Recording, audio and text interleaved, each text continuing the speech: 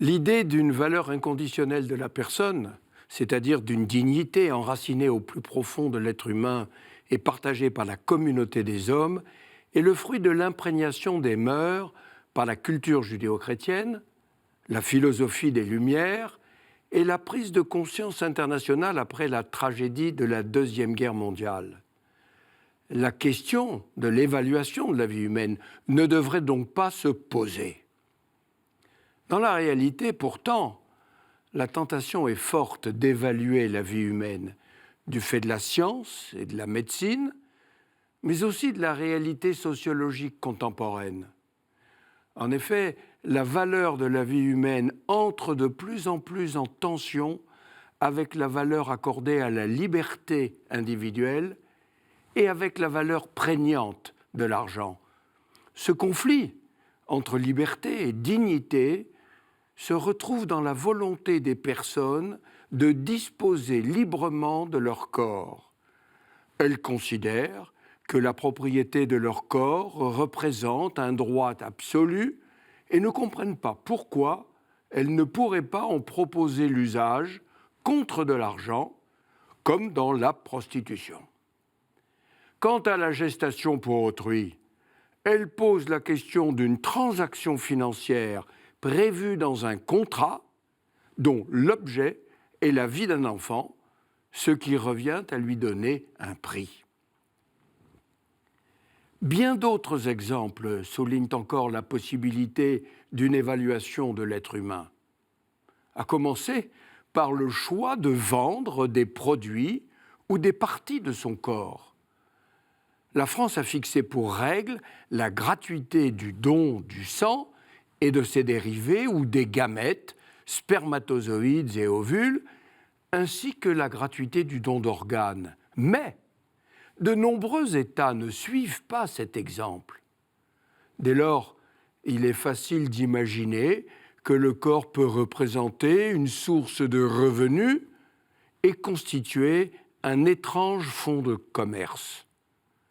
La non-évaluation de l'homme devient difficile quand la valeur de celui-ci en termes comptables peut être égale à la somme des valeurs de chacune de ses pièces détachées. La tendance actuelle est bien de relativiser la valeur de la dignité pour mieux consacrer celle de la liberté. Avec la liberté revendiquée de s'assurer de la qualité de l'enfant à naître, on sait le danger d'un nouvel eugénisme, d'inspiration médicale, lié au développement des méthodes du diagnostic prénatal. C'est la première étape d'une possible évaluation de la vie à venir dès les premiers stades de l'embryon débutant, au point que la question se pose de savoir s'il y a des vies qui ne vaudraient pas la peine d'être vécues. Il suffit pour s'en convaincre de rappeler l'arrêt de la Cour de cassation en l'an 2000, accordant une compensation financière à un enfant né gravement handicapé au seul motif qu'il n'aurait pas dû naître.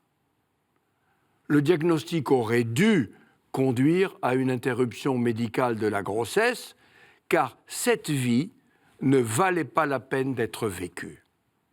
Sans entrer dans ce débat difficile, voilà l'exemple même de l'évaluation d'une vie humaine qui va décider si elle vaut ou ne vaut pas la peine d'être vécue.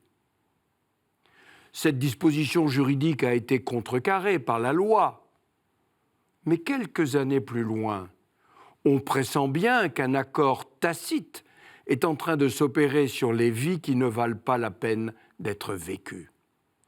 Nous sommes là, au cœur des questions sur l'évaluation des êtres humains, comme si seule la vie des meilleurs était admise. D'autant qu'à tout âge de la vie se pose aussi la question d'une évaluation possible au travers d'une médecine prédictive, de plus en plus précise, grâce aux nouvelles techniques de la génétique. La voie est désormais ouverte vers une médecine dont le rôle est de prédire les risques de maladies encourues par un être bien portant, afin d'éviter, si possible, que ces dernières se déclarent, ce qui est souhaitable. Mais dans le même temps, ce concept de médecine prédictive vient poursuivre l'interrogation sur la qualité de la vie qui s'annonce.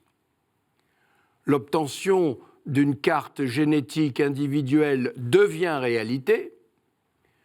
Le séquençage à haut débit de l'ADN offre une puissance inégalée pour identifier les gènes des maladies héréditaires, mais aussi les facteurs génétiques de prédisposition à de nombreuses affections communes.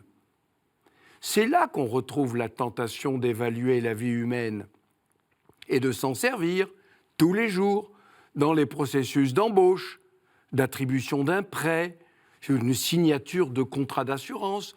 Autrement dit, rien de tel que d'identifier chez vous un gène prédisposant à la survenue de telle ou telle affection dans un avenir incertain pour vous faire entrer dans la maladie avant même que vous soyez malade, en vous excluant en outre du marché du travail, des assurances et de tout emprunt bancaire.